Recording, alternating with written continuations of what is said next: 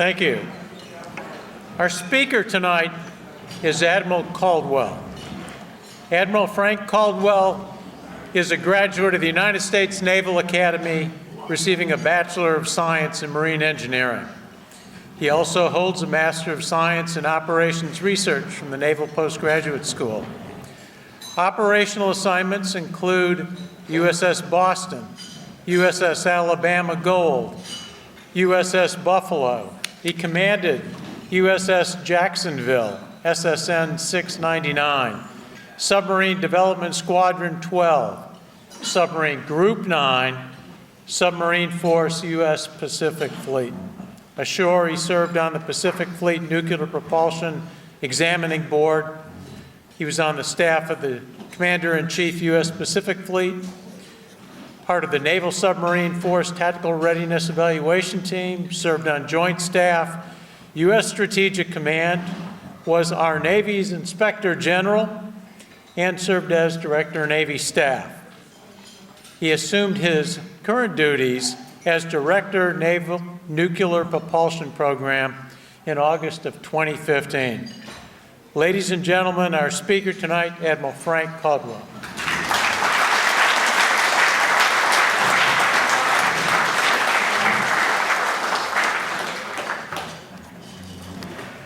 Well, good evening, ladies and gentlemen. It is a real honor to be here representing our Navy tonight. And most importantly, I want to offer a special welcome and thank you to Chief Yeoman Bill Norberg.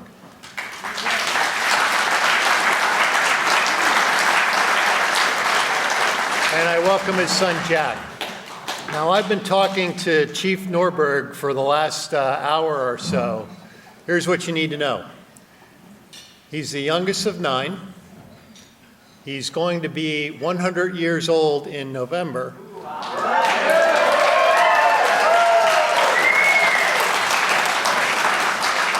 He likes his coffee black.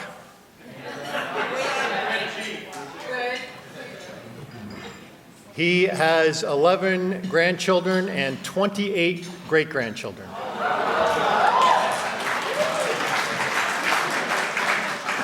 His first inspiration to join the Navy was when he met Rear Admiral Robert Byrd of cold weather expedition fame. He loves the Navy even to this day, right? And if you haven't talked to him yet, you should go talk to him. He is an incredible gentleman. How about a round of applause?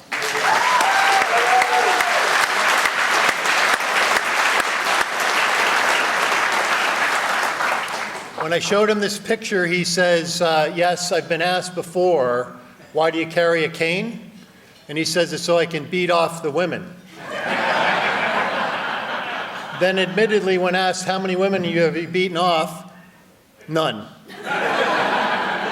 So he's a great gentleman. He has a terrific sense of humor. If you have not talked to him, you owe it to yourself to go say hello to him tonight. Please do.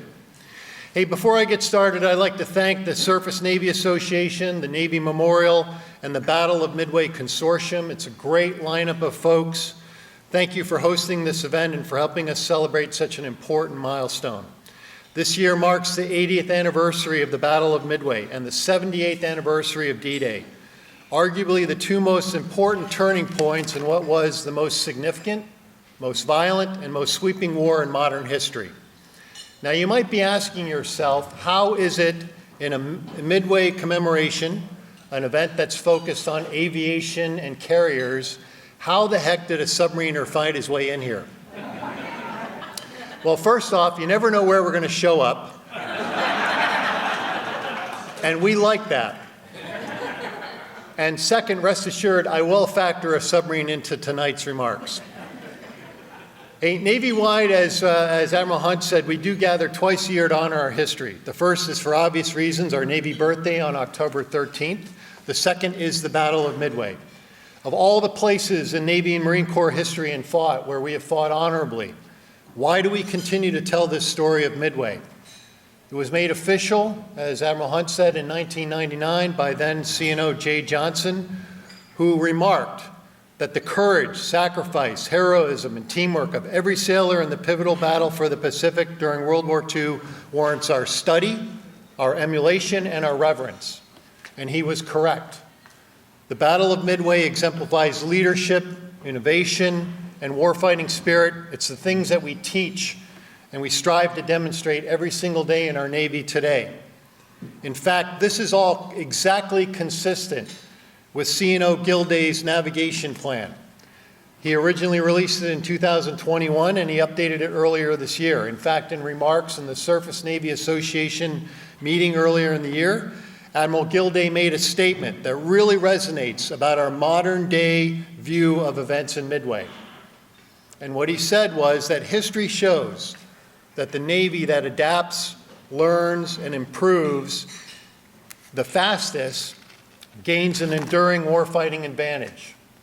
And the essential element is fostering an ecosystem, a culture, put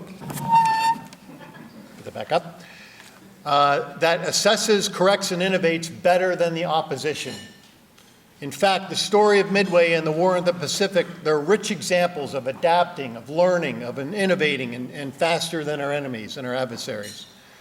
So today, in my view, we continue to tell the story of Midway for several reasons. Number one is to remember and to celebrate the actions of heroes who went before us. We should never, ever forget their bravery and their sacrifices. They fought, and in many cases lost their lives, to preserve our freedoms and the freedoms of our like-minded allies around the world. When you step back and think about it, it's really profound. And it might be easy to take it for granted today. But if you've never done this drill, take out a world map. Draw an arc or draw a shaded area around all the areas that the Axis powers controlled in the height of World War II. And it is absolutely sobering when you think about it. Absolutely sobering. Remembering Midway is also important for us as a Navy, as an institution. These stories that we tell about Midway, they're inspirations to us. They resonate with our core values of honor, courage, and commitment, and our call to serve the greater good. And finally, the story of Midway is a reminder that at the heart of this very serious business of defending the nation, it's a human endeavor. It's people who make the difference. Preparing for and then actually defending the nation requires a steadfast commitment. Sometimes it's an unfair level of commitment, admittedly, even today, outside of war.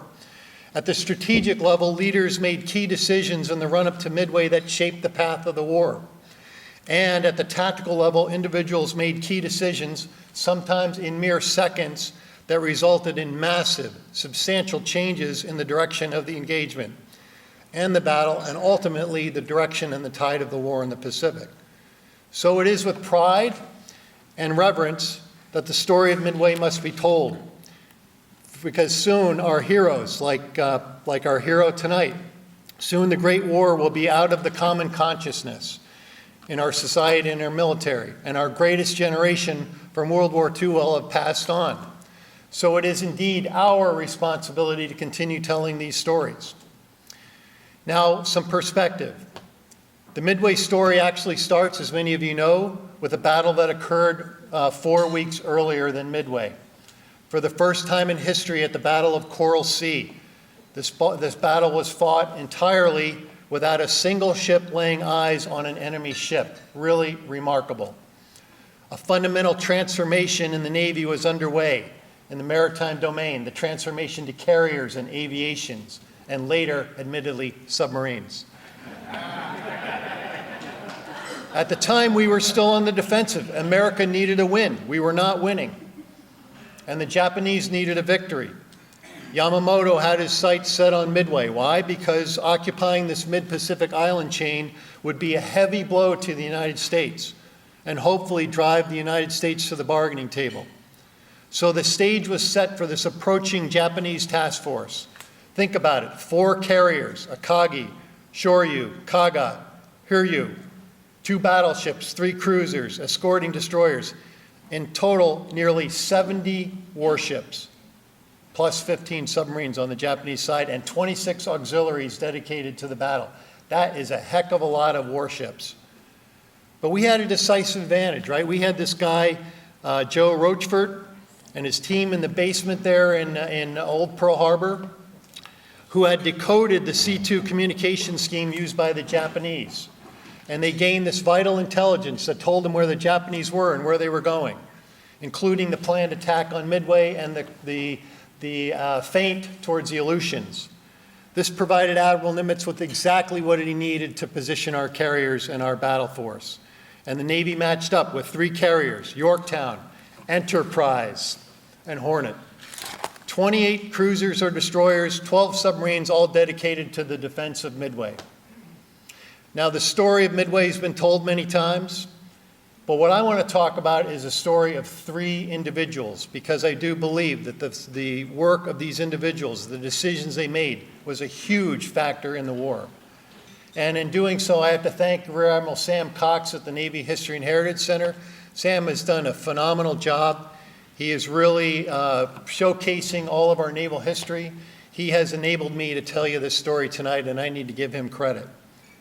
So on the morning of 4 June 1942, Lieutenant Old Langdon Fibberling and 18 others from the Torpedo Squadron 8 sat on the Midway runway in the pre-dawn hours waiting for the impending attack on Midway. They were set to fly 6 of the Navy's newest aircraft, the TBF-1 torpedo bombers known as the Avengers. Now, this new Avenger was powered by a 14-cylinder radial 1,900 horsepower engine capable of propelling the aircraft to speeds of 242 miles per hour, over 60 knots faster than their predecessor. And by the way, the predecessor was aging out rapidly, had only been in commission about 5 years and was already obsolete. That was the state of play in naval aviation at the time. Things were changing quickly.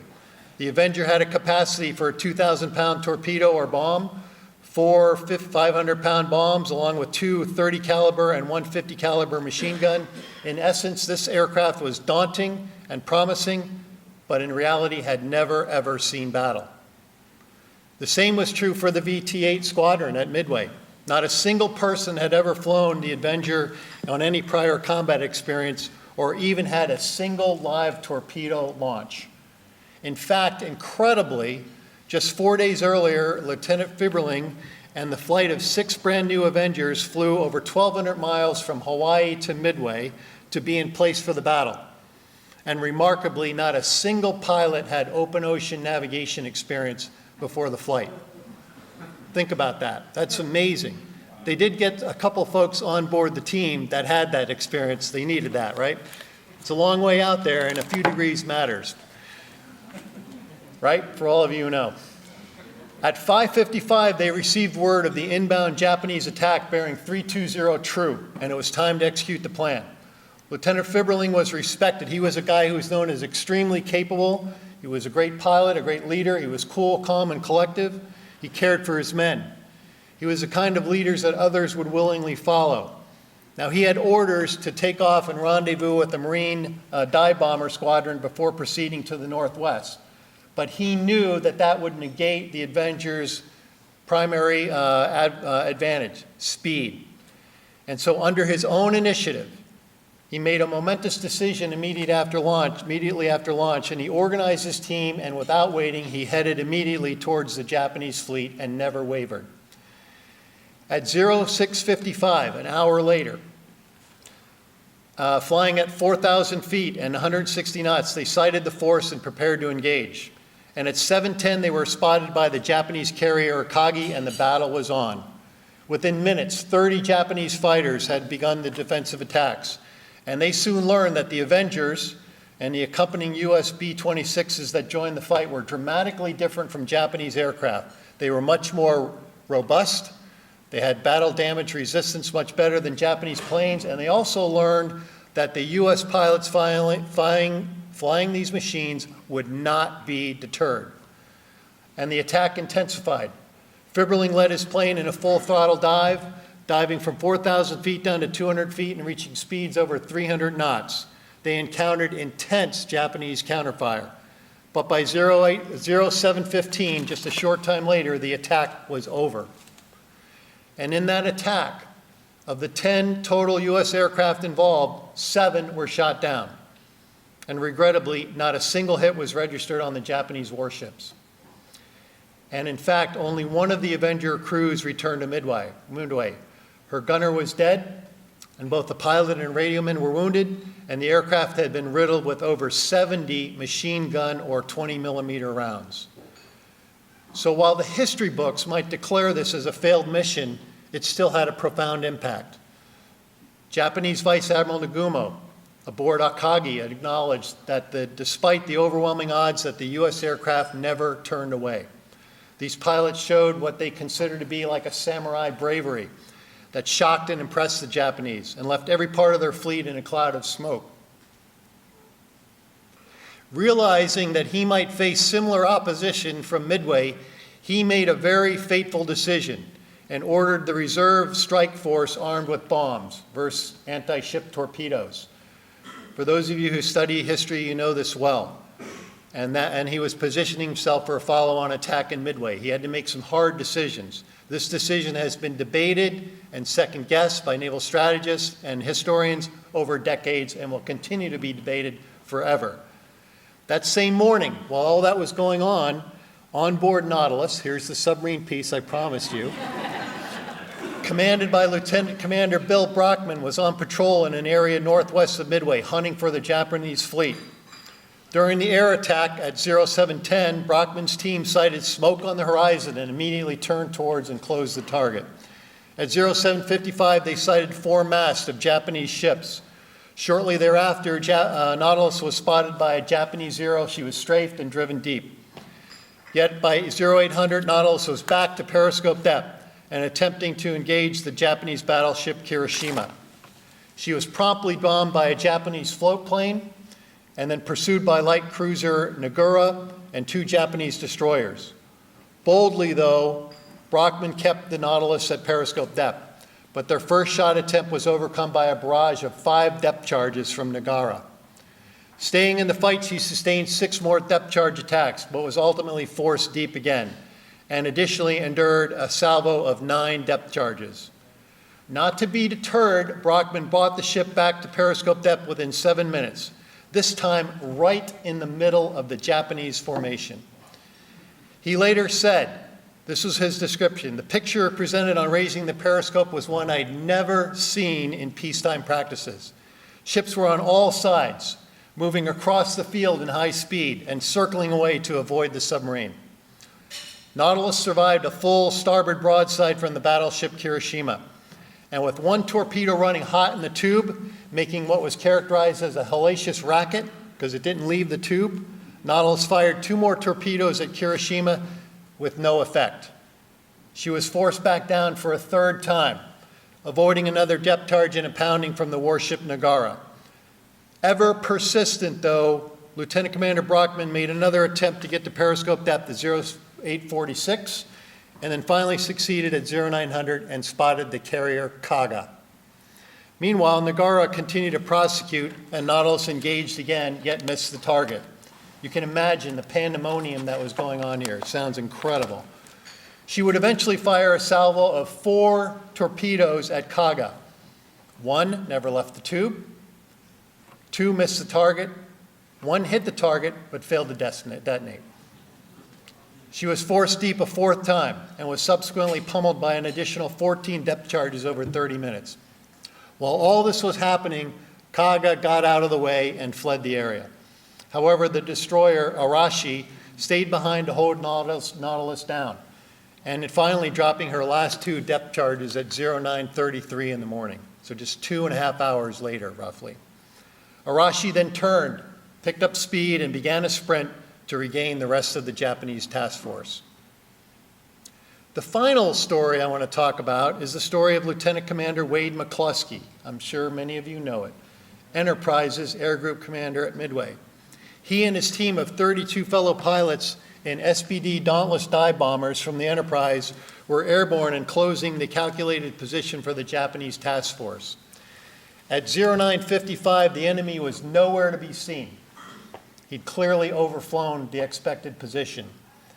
Mccluskey's team was operating low on fuel, and he faced a critical decision. Do I return to the carrier, knowing that some might not make it? Do I go to Midway? What do I do? It was then that he spotted the destroyer Arashi. Remember that ship fleeing, going back from Nautilus. That ship was running at high speed, headed to the north. What followed was one of the most important decisions in all of the Midway battle. Mccluskey correctly surmised that the Arashi course showed the exact path to where the Japanese task force was. And so he turned his team and followed that direction. And miraculously, at 10:00 in the morning, Mccluskey sighted the wake of the Japanese fleet. By 10:20, Mccluskey and his crew were in full contact with the enemy, including 2 Japanese carriers. They rolled in and began a steep dive at 70-degree angle.